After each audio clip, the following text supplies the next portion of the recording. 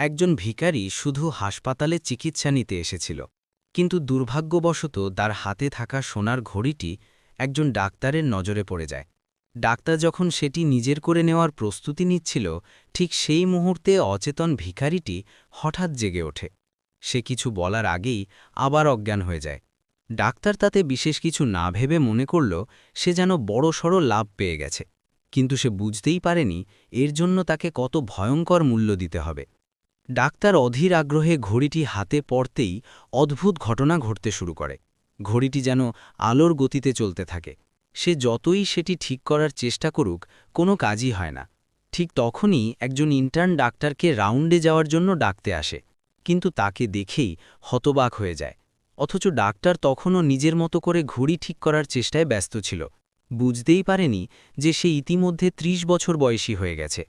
আয়নায় নিজেকে দেখে সে বিশ্বাসই করতে পারল না। সঙ্গে সঙ্গে বুঝে গেল সব সমস্যার মূল ওই ঘড়িটাই। কিন্তু যত চেষ্টা করুক না কেন, সে ঘড়িটি হাত থেকে